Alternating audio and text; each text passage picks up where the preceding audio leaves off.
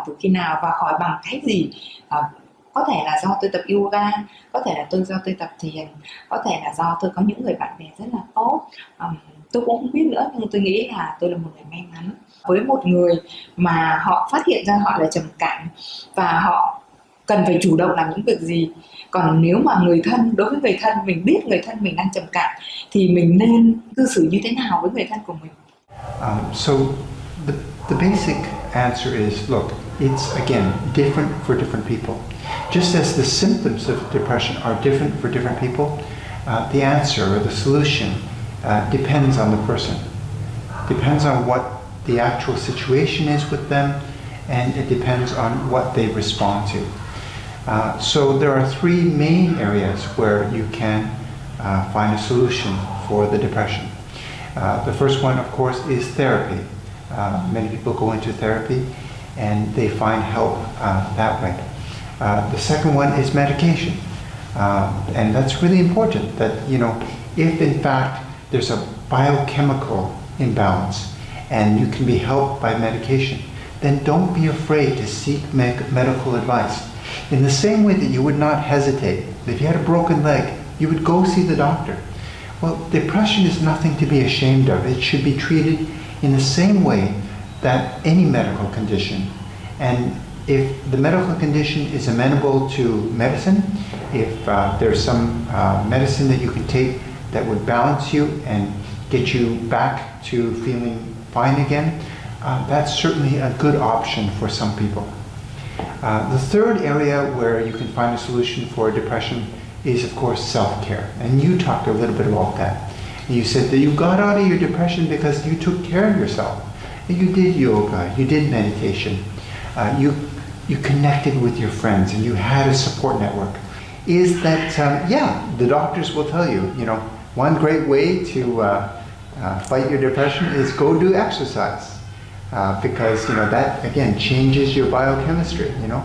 When you're breathing deeply, as you do with yoga, with meditation, with exercise, it's a great thing. We say that motion can influence your emotion. So if you're breathing deeply and you're exercise and you're healthy, well, that can really help to alleviate your depression. But what's the problem, right? One of the things about depression is that it makes you lose interest in activities, right? And you feel de-energized and you don't want to do things. And so the last thing you want to do is go out there and exercise. So that's the problem, right? It's not very good advice to say to someone, oh, you're depressed, well, just go exercise. They don't feel like doing exercise. And that's an issue, right? So one of the things that you can do is plan for it. You know that you need to exercise. So plan for it ahead of time. Schedule it. Then put that bag with your shirt and your shorts and your running shoes and your exercise equipment, get it ready to go to the gym or to go out and do swimming or to running, whatever it is.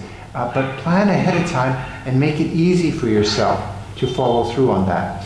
If you have kids, if you're a parent, of course, arrange for the grandparents to look after the kids or for a babysitter, or make whatever arrangements you need to do in order to give yourself the time to do that exercise. So all of these things need planning. You need to plan a way of getting better. That's the key. Now, there's another technique that's very important as well. It's just this idea of observing.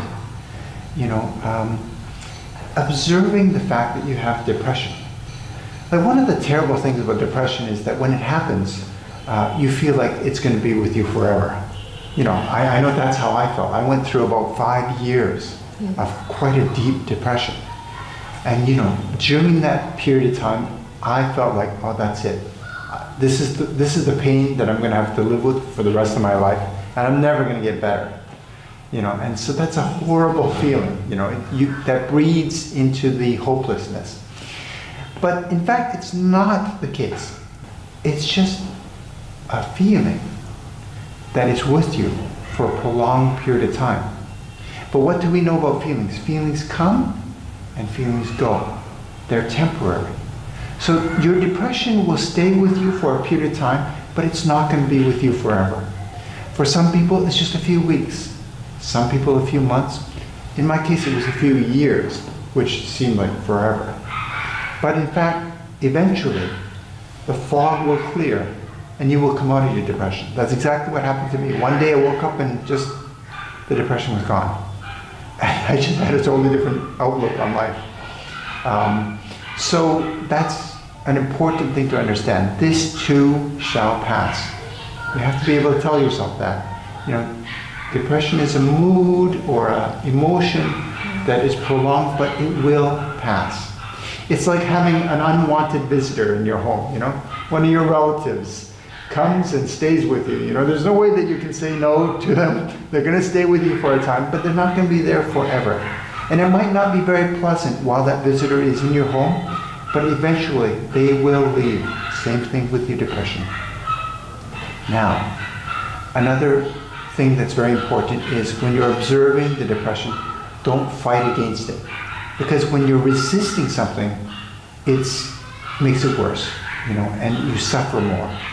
Instead, just accept it, you know. You almost want to say, you know, it's like that unwelcome visitor. You almost want to say, oh, hello, depression.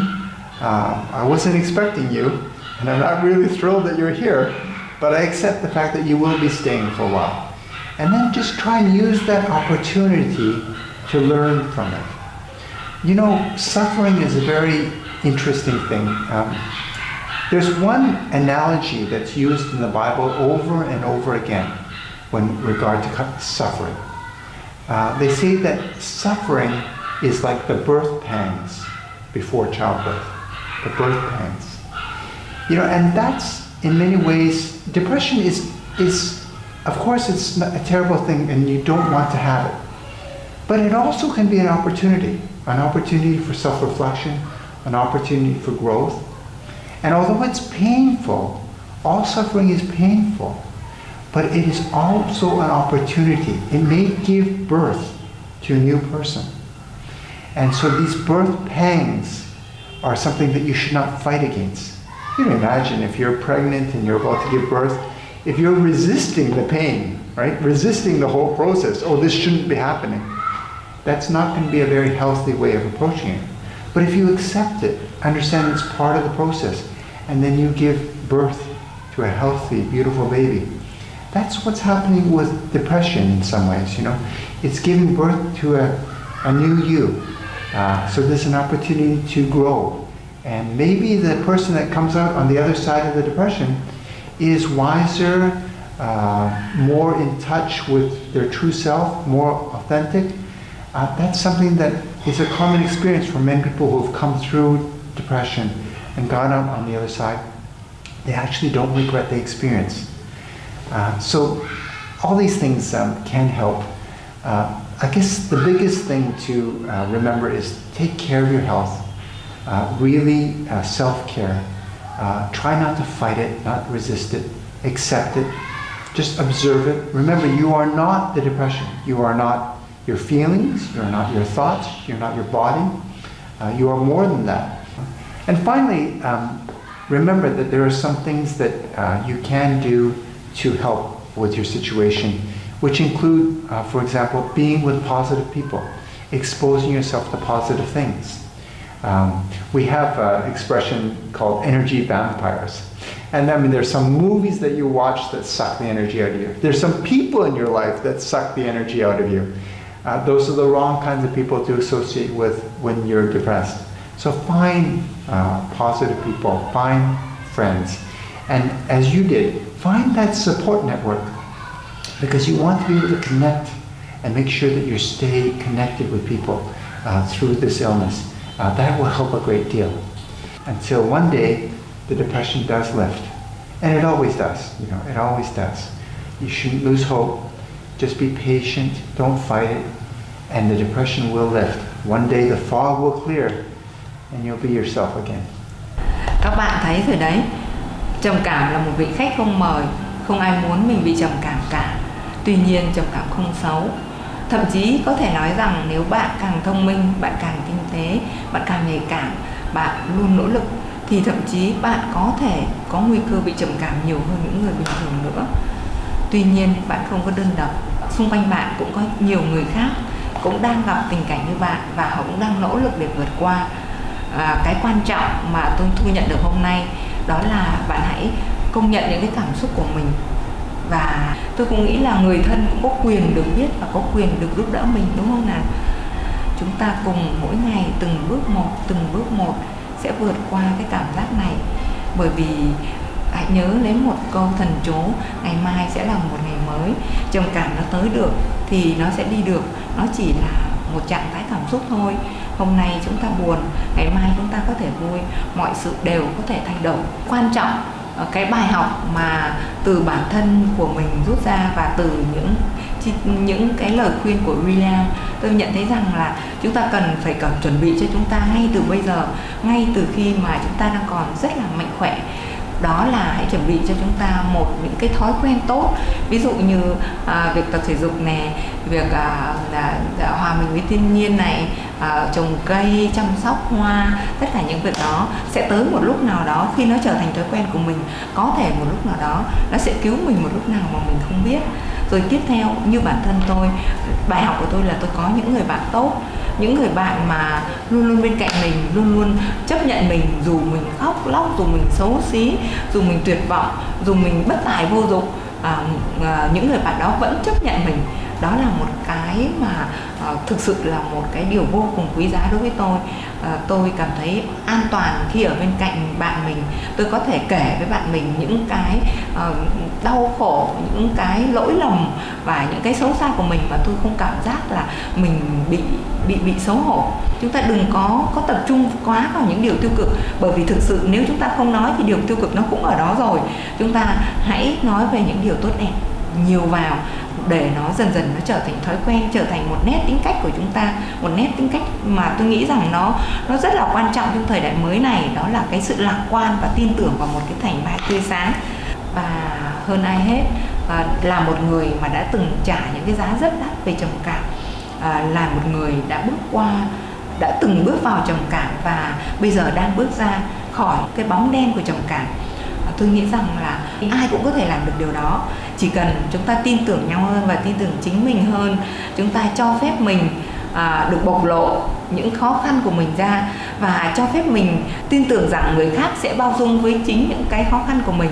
Và thậm chí chúng ta còn tin tưởng một bước nữa, rằng là thậm chí khi mà người khác không đủ bao dung, chúng ta vẫn đủ sức mạnh để ổn, và chúng ta vẫn còn có thể tìm kiếm được những sự bao dung ở những người khác nữa. Đối với tôi lúc này, tiền bạc không phải là điều quan trọng nhất nữa. Đối với con tôi cũng thế, điểm số cũng không còn là quan trọng nhất nữa. Đối với gia đình tôi thì cái cuộc sống bình an ở trong tâm của mình, cái cuộc sống cái cảm giác hạnh phúc ở trong trái tim mình, đó là điều quan trọng nhất. Tôi chúc các bạn bình an và hạnh phúc.